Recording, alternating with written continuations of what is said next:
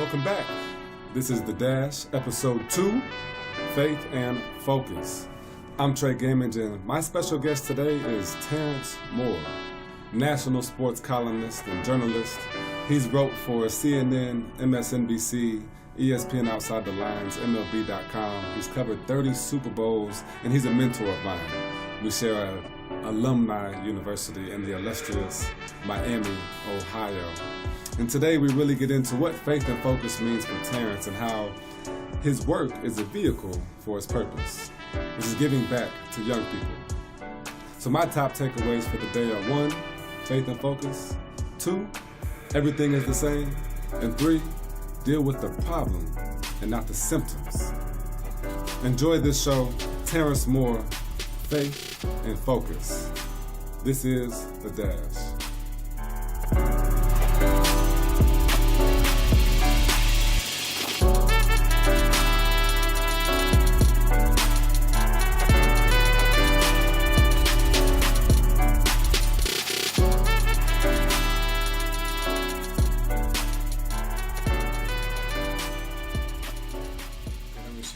Like this, I'm in good shape then. Well, I'm a national sports columnist and a sports commentator. So what I do is contract myself out to various entities, CNN, MSNBC, ESPN Outside the Lines, or locally for the ABC affiliate on Channel 2, where I do a segment on Sunday nights. And the thing that's interesting is all these things are live. So there's a certain mindset that you got to have. From a national columnist standpoint, I write for sportsonearth.com and I write for MLB.com, which is, in a nutshell, that's what I do.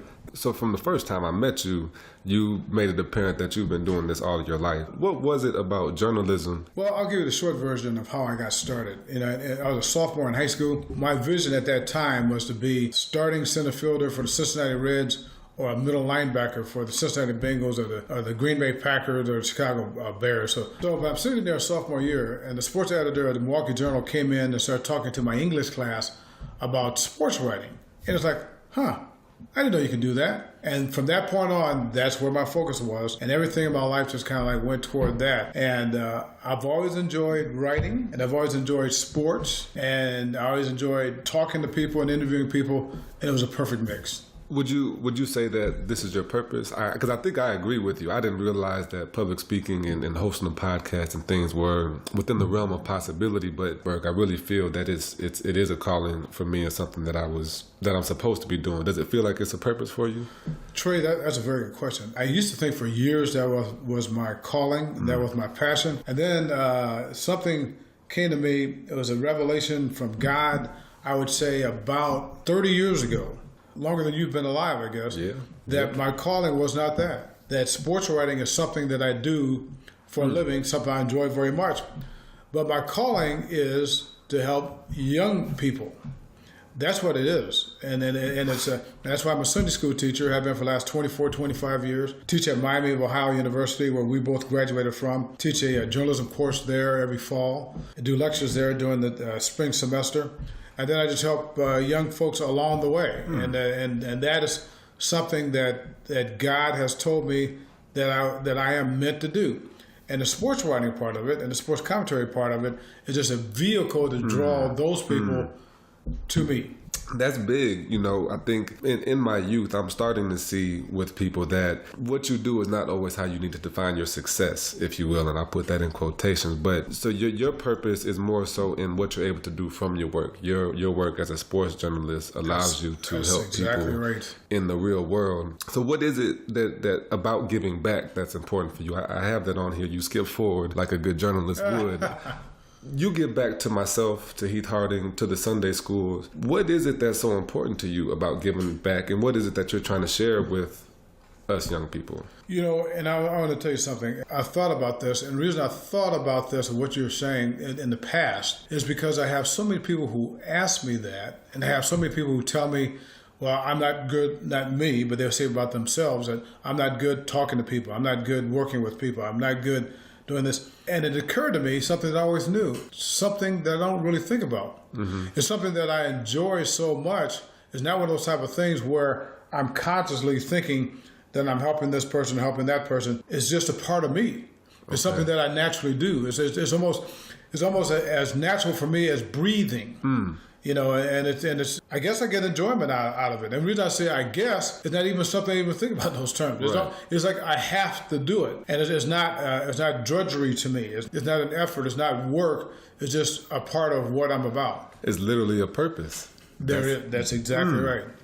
So do you see what would be your return on investment, if there is one, when you do these things? Because I've benefited greatly from our probably close to 5 years now of mentorship and relationship. What kind of return do you see when you get to help people? What does it mean to you when you get to make an impact on somebody? One of the biggest enjoyments I get, and this just came, I'll give you an example that just recently happened, and this was about a couple weeks ago. There's a group of 4 young guys that I work with at Georgia State, and there's 2 juniors, 2 seniors, and one of them, Rashad, called me about 4 or 5 years ago out of clear blue sky, wanted to be a journalist and wanted to talk to me about being a journalist. And I said, sure. I said, well, when do you want to get together? It's like, well, are you free tomorrow? And I like that. And just the fact that he was enthusiastic about it, I mean, that was just it was great. And then when I met him, it was just like the way you and I talk. Right. He's listening to me. He's actually listening, making good eye contact. I like that. Then all of a sudden, Rashad led me to another person that wanted to be a journalist, and then another person. So I bring up this particular incident last week. It was like the 4 of us were sitting there in a room just talking about different things, journalism. And it just occurred to me in a macro sense that these 4 young kids, I call them kids, they were hanging on my every single word. They were asking questions. They got it. And from that moment, for the next 2 or 3 days or after that, I was on this natural high, just thinking back to that moment. There's nothing monetary about it. Surely that's been, and I benefited from that. Matter of fact, I got more enjoyment out of that and I enjoy teaching at Miami University, and they pay me good money for that. Wow. I got more enjoyment out of that one little session with those kids because they were appreciative, and I can just tell by the way they responded. So that's what gives me enjoyment. Were you the same kind of child or student growing up? Is that you think that you see in yourself? I would say yes. I can remember things that an older person, primarily older people, we get wisdom from. Right. Matter of fact, and I'll correct that, is older people and younger people. And I always believe that you should have relationships with people at all decades of your life because you learn from all the way along the way. The people that I learned the least from are people my own age. And that's why I don't really have as many friends my own age. Most of our friends are younger, like your age, or older. Right. Because I learned more from that group of people. So yeah, it's a constant learning process. And I actually forgot what your question was, but I was just thinking about that, and I just had to get that out about how you're learning from both older and younger. The answer tied in appropriately. I asked if you were the same way as a younger person. But here's, I want to give you a specific example. I'm glad you brought that up there. I was going off on a tangent. Last, growing up in a really nice family environment, because being African American, growing up in South Bend, Indiana, my mom and dad each had 9 brothers and sisters. We all lived in kind of the same area in South Bend. And for the older people, they can relate to this. We were like the black version of the Waltons. And that's an old TV show, really homey type atmosphere and wholesome. And like my grandmother used to say, they talk about one, they talk about the other. What does that mean to you? They're both the same. Everything is the same. In a sense, I think you talk about this piece right here and you flip that on its head and you've got the same thing on the other end. Well, we could work with that, but maybe. What she meant more specifically was that if you're around a person that gossip, then they're going to talk about you. So stay away from gossips. Little words of wisdom. Hal McCoy, who actually worked for Dayton Daily News, and I was out at a ball game. And I was having trouble finding pre-game notes before the game, just little odds and ends. That was my assignment, to write about notes on before the Cincinnati Reds game. And I was frantic because I couldn't find notes, and I'm looking around like for these different notes and different items, and then Hal McCoy comes over and says, "What's wrong?" And I told him what was wrong, and then he looks at me and he puts his hand around my shoulder and he says, "Everything's a note." And he walked away. I didn't get it then, but as time went on, it's like, you know what? Everything's a note. So yes, to answer your question, so there's little phrases, and then the situation will happen, and like, wham! Right. I remember. And they just punch you. Yes. And you've done some of those things for me as well, and we'll get to one of those in a minute. In that answer, I'm noticing mindset. That's something that I've been researching myself and studying lately. And Carol Dweck is a famous psychologist. She wrote a book about mindset and a fixed mindset versus a growth mindset. And what you're displaying, I'm not going to go into too much detail there, but what you're displaying is a growth mindset because you're willing to learn, you're willing to take in these things from people. What kind of vision did you have and what kind of mindset did you have to have coming out of school to get to where you were then and where you are now? And one of the things I'm always telling my kids, and also not only Sunday school, but just the young people I mentor, which is quite a bit, is that it all starts with the mind. And the one thing that you can't do is let somebody get to your mind or affect it. Likewise, it's all about what you put into your mind. We were talking about this earlier. No one can make you angry. It's a choice. Exactly. Nobody can make you happy. Nobody can make you joyful. I mean, you're the one that's doing that. So it's all about what you're all about. Yeah. So it starts with a mindset. And the other thing that it starts with, focus. Where your focus is and what kind of faith you have. Therefore, every Sunday school, I have these little cards I made out, and I probably gave you one, and they say faith and focus. Yeah. And this is something that I discovered that God revealed to me decades ago. No one told me about this. But everything in life, whether you're playing football, whether you're like trying to be a student, whether you're trying to be a sports writer, whether you're a police officer or a president of the United States, faith and focus. So at Miami school that I wanted to be a sports writer, faith and focus. People would come to Oxford, Ohio. That's back when we had a football team. And one stretch we were 32-1-1 and finished 15th, 12th, and 10th in the final Associated Press poll. Beat Georgia, Florida, and South Carolina consecutive years, and these were big schools. So as a result, all these writers from out of town would come to Oxford, Ohio, from Sports Illustrated, New York Times, LA Times. And when they came to town, I would go up to them and ask them their advice about my stories. How can I get better? And at the same time, I was doing something else. What was I doing at the same time? Learning and making relationships. That's exactly, making contacts, okay? So I had enough faith in myself that if I told this to them, that more often than not, they would be cooperative. There were some people that weren't. Right. Famously weren't. Always. But I couldn't make that, as a stumbling block along the way. Then I had to keep the focus of where I wanted to go. Even though I knew I wanted to be a journalist, I majored in economics. So I had two things I had to do. Number one, I had to graduate from Miami with the toughest field that you can take, which is economics. And I also had to do that while working for the student newspaper, which was very tough back then because that was like a full-time job. And were you the first black writer? Yes, I was the first black writer in history of the Miami Student Newspaper, which is the oldest college newspaper in the country. Way back when, about faith and focus. Because if I didn't have that, being the first in those situations, and we're talking about the 70s and the 80s in these cases where it wasn't as liberal as it is now. I mean, racism and those type of things are kind of coming back in vogue. But you can imagine what it was like 30, 40 years ago. And me being the first, I really had to have faith and focus to be able to survive a lot of these situations.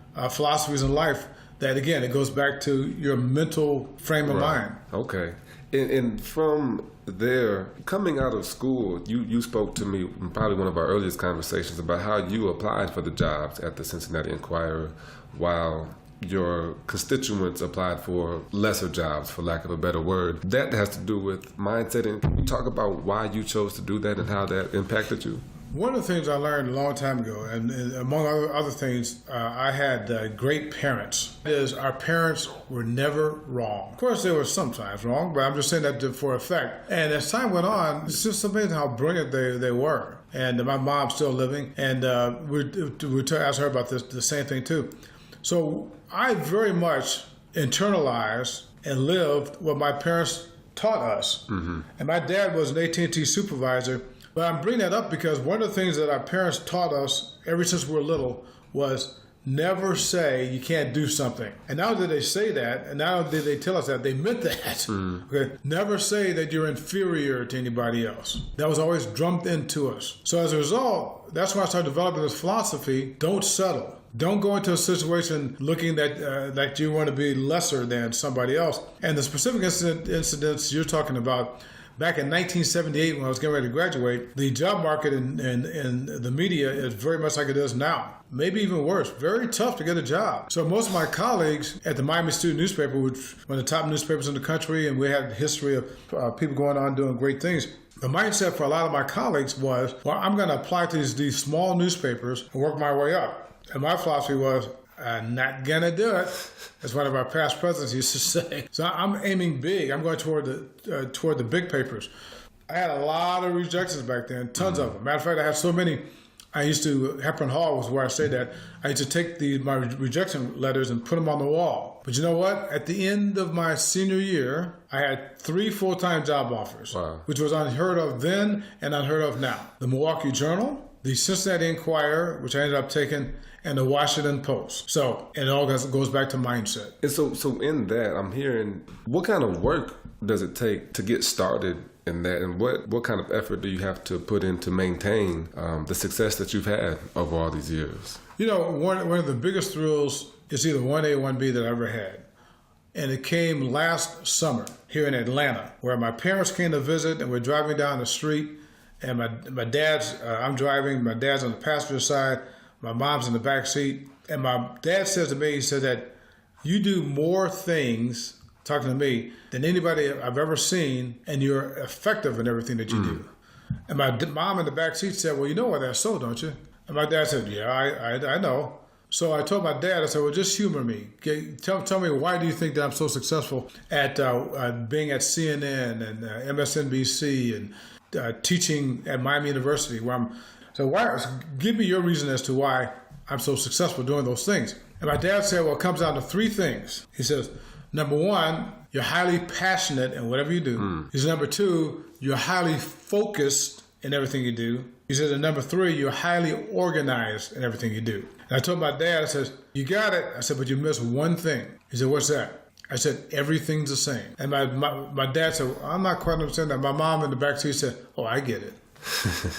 And just briefly, what I mean by everything the same is a lot of people go into situations in life, they'll give a certain effort doing this, a different effort doing that, somewhat of an effort doing whatever. My philosophy is to give the same effort in everything I do, even on this broadcast here, and use the same approach. And that approach goes back to what my dad said. That's the one point, probably the most memorable quote and the most internalized quote that I've had from you, Terry, is everything is the same, because it's so true. Let's go ahead and stay there for a minute and talk about everything being the same. Can you give me an example?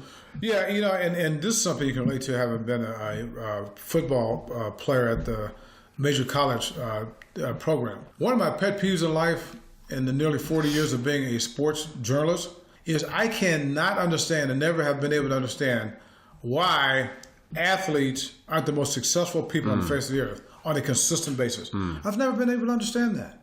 Why people who are highly interested in sports, people who are deep sports fans, aren't highly successful. And that's because the epitome of what I'm talking about, everything's the same, applies to sports. Think of what my dad told me in the car. To be a successful sports athlete in any form of athletes or what have you, you got to be highly passionate. Yeah. You got to be highly focused. You got to be highly organized. And then throw in my thing, everything's the same. It's all the same. So how can you not take that and not apply it to the rest of your life? And I'll tell you why. Because number 1, people don't realize what I just said. They don't realize everything's the same. Yeah. So you have these athletes, once they leave the playing field, even the great ones, it's like you end up with a former NFL player killing 2 people in L.A. Is because when you go from that, you're not having the same discipline and the same mindset off the field or whatever other thing. I just read a story a few minutes ago about this Arkansas football player. They're down at a bowl game, and they're given $450 to go into this department store to buy whatever they want for $450. And this knucklehead ends up getting arrested for shoplifting because the $450 wasn't enough. So he's stuffing extra. So it's stuff like that. And this is one of the top tight ends in the country. This guy would have went was a 6th-rated tight end in the upcoming NFL draft. Okay, so that's what it comes down to, is that to me, if you look at sports, anybody that loves sports, the same thing that you're doing to become a great athlete, and I was a very good athlete in high school. I played middle linebacker. I was like, I played linebacker too. I wasn't as tall as you were. And then I played baseball, and I always tell people, here it is, So I graduated from high school in 74. So what is that? I'm trying to do quick math. That's 43 years ago for the most part. I'm still that middle linebacker from James Madison High School in Milwaukee, Wisconsin.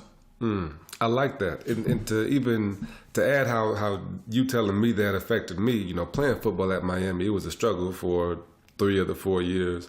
But I understood the work that I had to do to finally be successful as a senior. And it was when I studied abroad my final semester that I realized that I could transition my success and my prowess and my understanding and passion for football into something else that I wanted to do, which is my purpose in life. And today I know that's helping other people find their purpose. So I was able to apply the work, the film study of football to watching speeches on YouTube and the practice of going and filming myself. I film myself as I record speeches and things and just practicing and working on that craft. So I definitely see how everything is the same.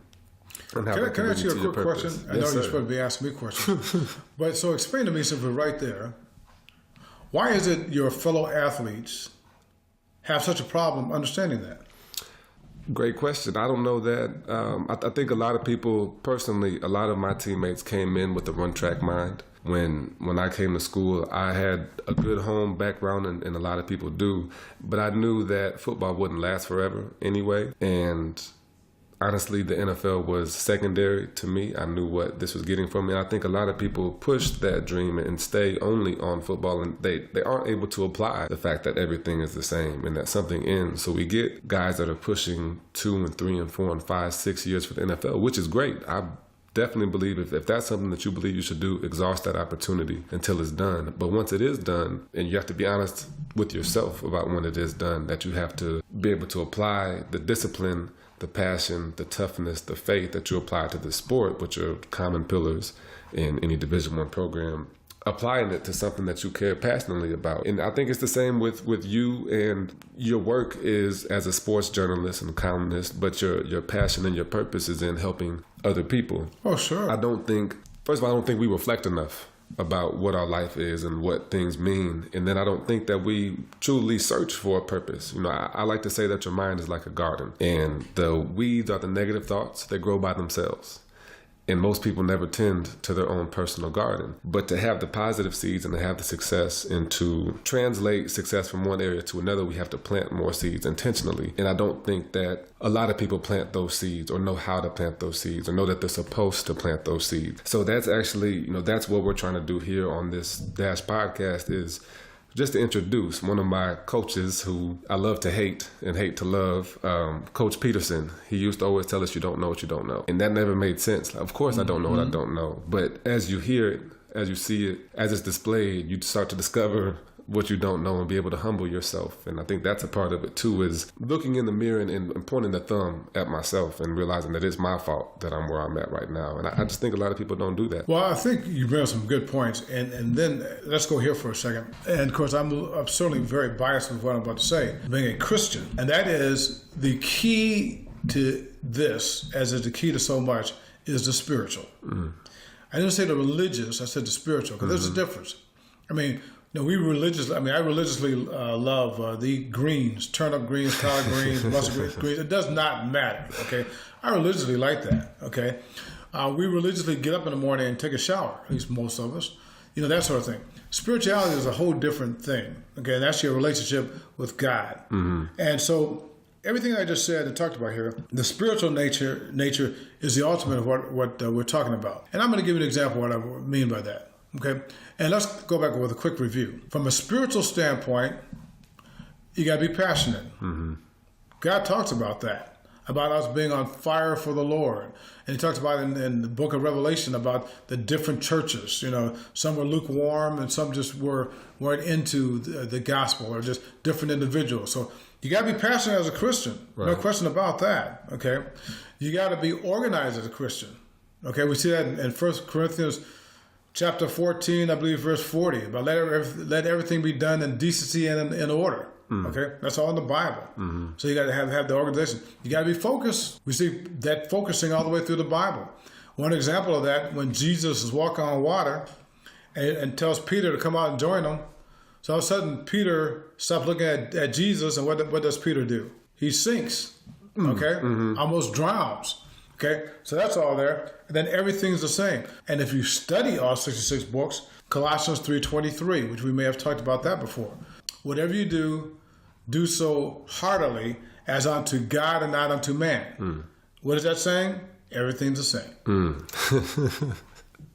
That's a nice summary of everything, and I'm loving the positivity here. We're going to close out soon, but before that, I do want to touch on some of the struggles that you faced, or some of the pains that you may have faced, and how I want to continue it in a positive light, because as I've learned, everything is the same, and you win or you learn, essentially. And I've had my own failures in life, from failing drug tests to not getting jobs to all kinds of things. And looking back, I see how those things helped me, guide me towards my purpose. What are one or two of the things that happened to you or around you, or that you remember as being an area that got you really down in a place that you hadn't been, and you had to call on some of that faith and focus and to stay up where you are right now? I'm going to tell you a story that I told my Sunday school teacher, Sunday school kids, about a couple of months ago, and I had never told anybody the story before. And so I'm just telling all these people out there the same story.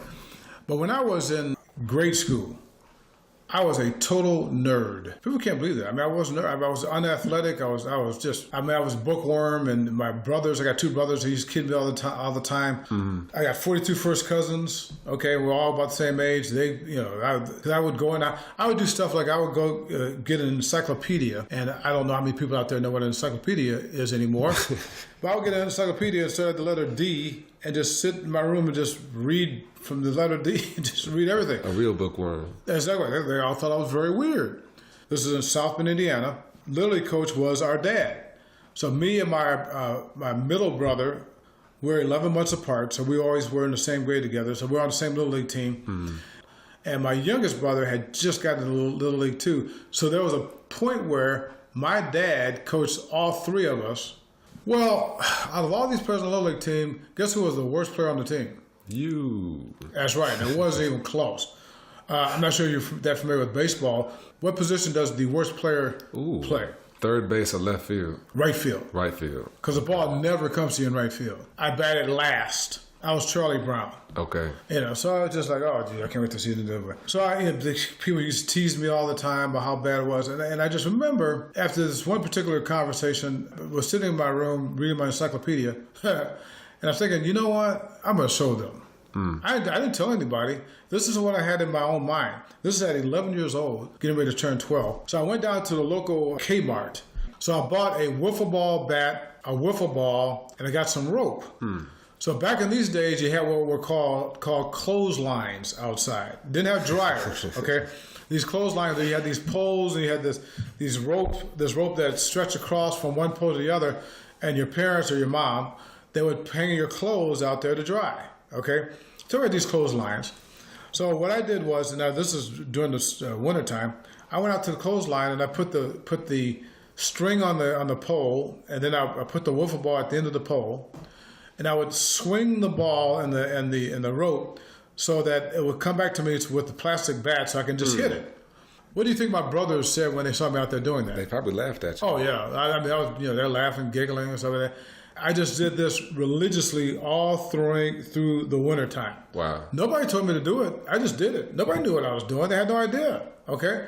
Then the baseball season came around, and just to make a long story short, at the end of the baseball season, well, by the middle of the baseball season, I went from playing right field to center field, which is next to shortstop, the top position that your players play.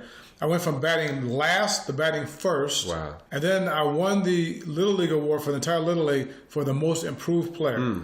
The trophy I got, and I'll show it to you later on, and we were just getting ready to move to Cincinnati. Okay? I said at the banquet, I get this trophy for being the most improved player.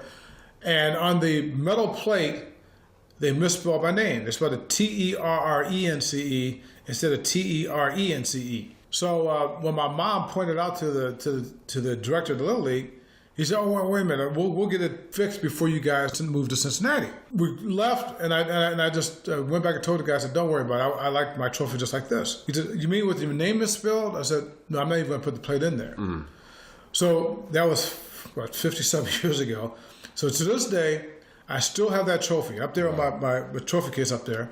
I've won a lot of awards since then. Mm-hmm. That's my favorite trophy. Wow.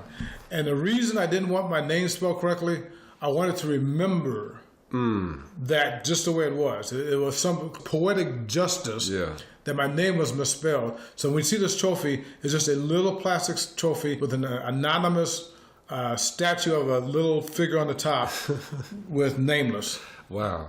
That's a great story, first of all, and I think that's amazing that you can take what seems for some people maybe a small pain, but to focus, dedicate yourself, and make that the same. I think that is an epitome of what we've been talking about. And it's something that I can relate to as well. After my junior year of high school, I earned an all-conference award, all-conference honorable mention, and I kind of wasn't very happy about it because I knew I didn't have the best season. And when I told my dad, he confirmed it. He said, "Yeah, Trey, I thought you sucked." But from that point, that hurt me. It hurt me to know that I received an award that I did not deserve, and it hurt me to know that I sucked. And I know that my father wasn't telling me that, to belittle me, but because he knew I could do better. And so for those next 6 months, I turned myself in from a 175-pound weakling to a 205-pound machine. I gained 30 pounds in 6 months. I ate 6 times a day. And I saw a quote that said, "Be the hardest working person in the weight room today." And that was the first time I took a quote seriously and internalized it. And from there,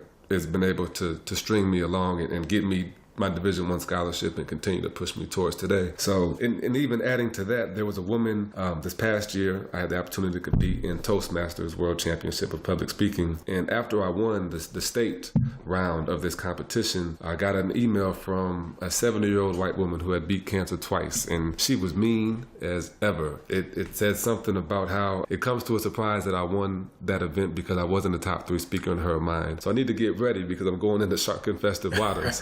But I did decide to work with her still, as weird as that was to hear from me, and as opposite as it could be, a young 23-year-old a Midwestern black guy and this 70-year-old white woman from South Carolina. But as we were working, I was writing, and my writing was horrible. She would tear it all the way up, just demolish everything that I wrote. And she said, "Trey, your story is good, but what's the story you're afraid to tell?"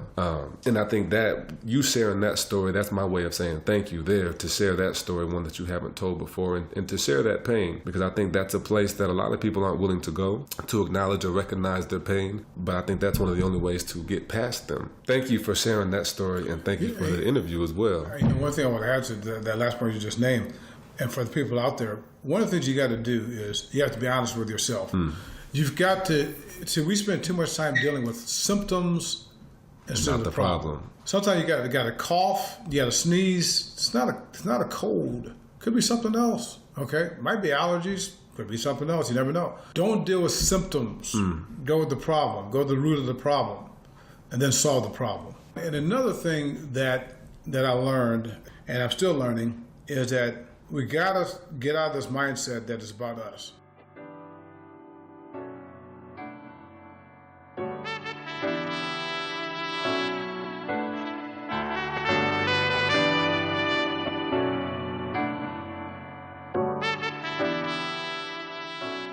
And that's episode 2. Faith and Focus with Terence Moore. Thank you for listening. Again, I'm Tre Gammage, and I enjoyed having this conversation. I enjoyed putting this podcast on. Be sure to check out tregammage.com to get the full show notes of the day with the top takeaways, quotes, and side notes. Coming up next week is Ms. Josephine Lee, a woman that has really had a quick impact in my life. I met her at 2016 World Championship of Public Speaking, where she took 3rd place. She's also a business owner. She owns a ballet shoe fitting company that is one of the largest and the only like hers in the nation. Recently, she was on Lifetime's Fashion Startup and was awarded an investment to help scale her business nationally. So stay tuned next week. Again, the shows come out every Friday, 6 a.m. This is The Dash.